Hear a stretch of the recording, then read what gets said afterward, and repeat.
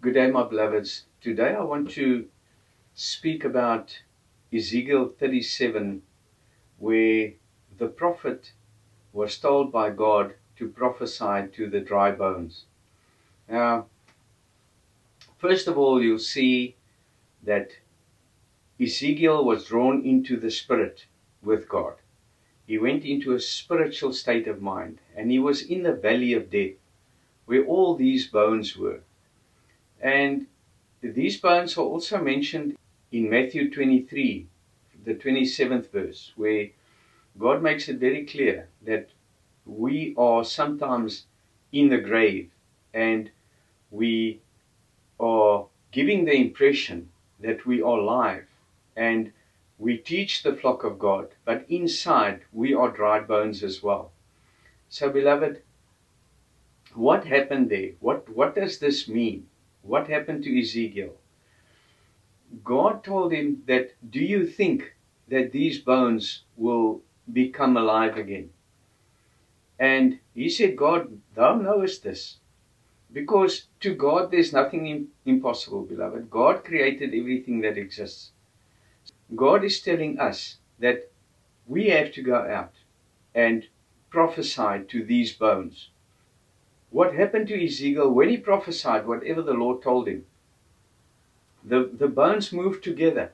He heard the shaking of the bones, and he knew that there was life coming from them. There was a reaction. In other words, when we prophesy to the members and they start responding positively, we can see that these bones are moving together now. What are the bones, beloved? That's the order. That is the structure of the church. Also the structure in my life. And God told him that these bones will come alive again. And the flesh will be placed on these bones and the skin. But let us stop there for a while, beloved. Why did God place flesh on the bones? Isn't that our fight today, to get rid of the flesh? Because we're referring to spiritual flesh, our beloved. That it was never physical bones that came together and physical flesh that covered the bones. These are the members that are dead. Now, first of all, beloveds, if there are bones, there had to be people that died. If they were not people, there wouldn't have been bones. So these are members that lived before and then they died. And then God placed flesh on them. But remember now, God doesn't want us to have flesh. But let us continue first. We'll get back to this. God placed flesh on it, put skin over it, and they become alive. And what did God say? That this is Israel. Those that became alive, they are Israel. That will be God's flock. And then, what happened then? Then he said, no, they must receive life. They must receive the Spirit. And the wind came into their nostrils, into the ear, the same as Adam. When the wind came, the teachings, the winds of teachings, he taught them for them to become spiritual. So let us take one step back, beloved. Why did they have to have flesh? What is the flesh? That's Adam, beloved. That is the image of God. So it couldn't have been physical flesh. It had to be spirit flesh. The flesh is enmity to God. Those who are carnally minded are the enemy of God.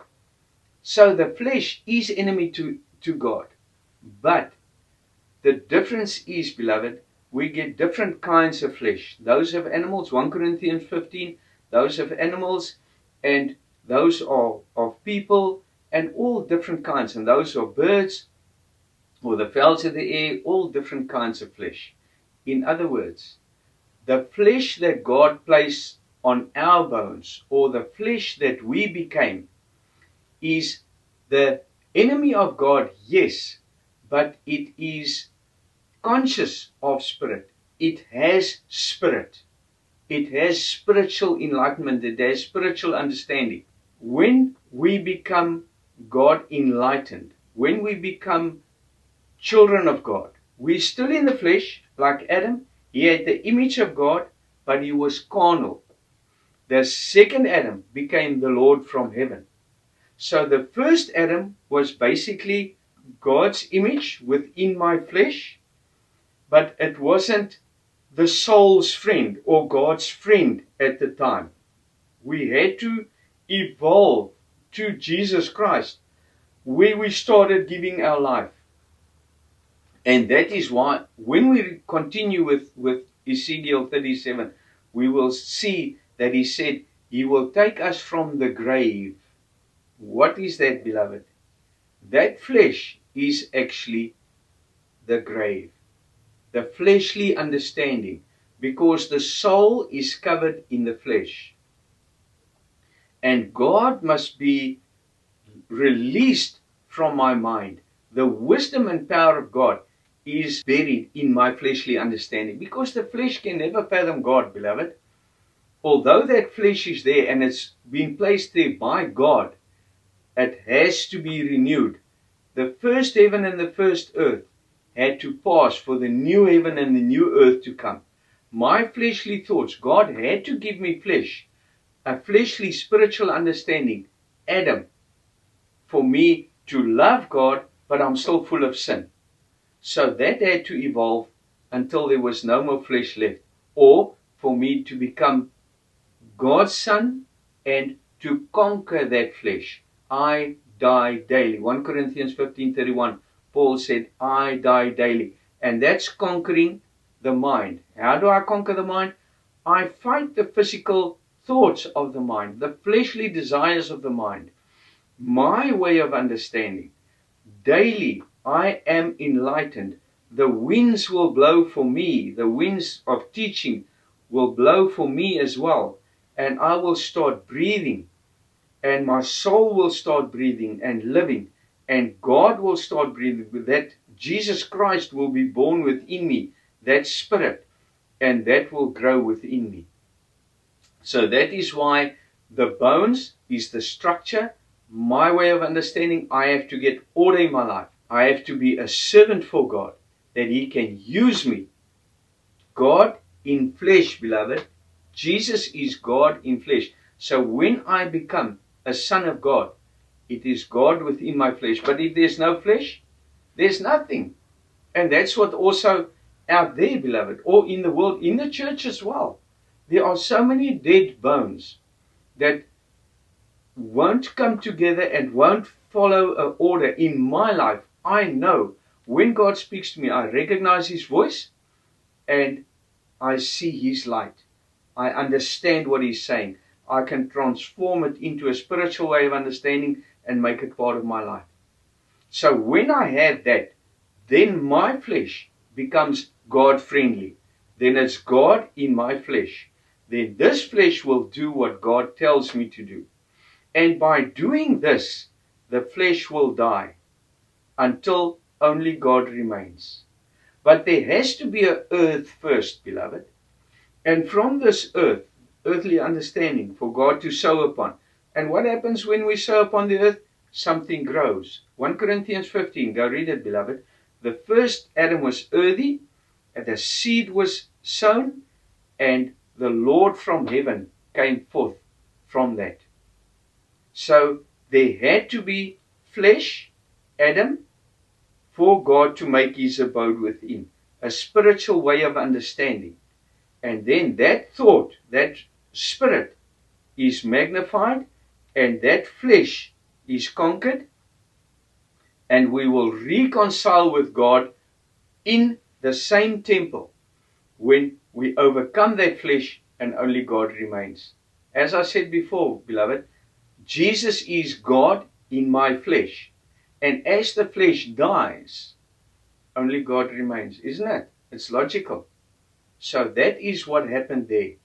I have to get the structure in my life, the order. Because, beloved, if you take all the bones from my body, I'll be like a jellyfish. You can't do anything. You have to have structure. You have to have order. You have to have discipline. This is how we do it. And that is why when the Lord says, You will see, beloved, when Esegeal spoke to the flock, he says, God says this. And he didn't say, listen, I am telling you that God said this. He said, the Lord speaketh. The Lord is telling you this. So the Lord used him as an instrument to speak through, because God creates through his prophets. So Esegeal is a prophet, and we have to become that Esegeal. So God can use us to prophesy to the dead bones, to the dry bones, and for them to become alive. Because if there's no life, they can't go out and preach the gospel, beloved. They can't go out and love their brothers and sisters. There will be no Israel. Israel, again, rule with God. So God has to create his flock for him to create through. He has to have that flesh to make his abode within, and then conquer that flesh for only him to remain. And that is why we have to understand this. And that is also the grave. We have to remember that, beloved. Now, he says, I will take you from your grave. And that procedure of taking us from the grave is releasing the soul from that flesh. So what happens? The flesh is created within us. Adam is created within us. And we are transformed from fleshly as the spirit grows within us. The flesh dies, then it's permanent. And then the flesh dies and we reconcile with God, and God takes over our entire life. Then we become the creator, beloved. God will be the creator through us.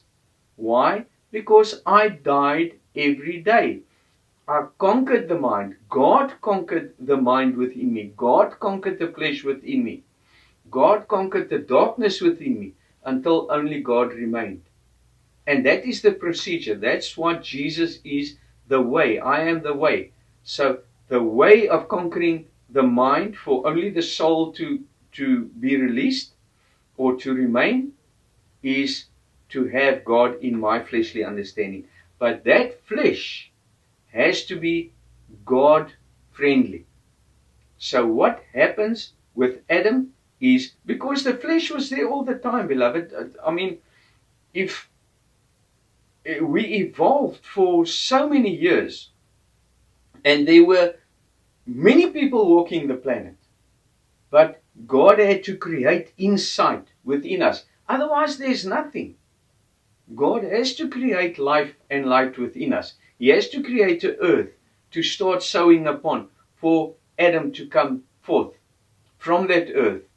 You see, now, this is actually a good example. Adam was taken from the earth. And what did he say?